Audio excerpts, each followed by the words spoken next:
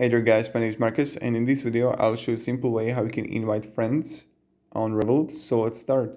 The first thing you want to do is just be in Revolut, and when you're going to be here, go to left top corner, to the profile, and right next to the upgrade on the right top menu you're going to see invite friends. So let's click on it, and now invite friends, you can see it pending here, or you can click invite friends to Revolut, and you're going to have all the contacts here, right?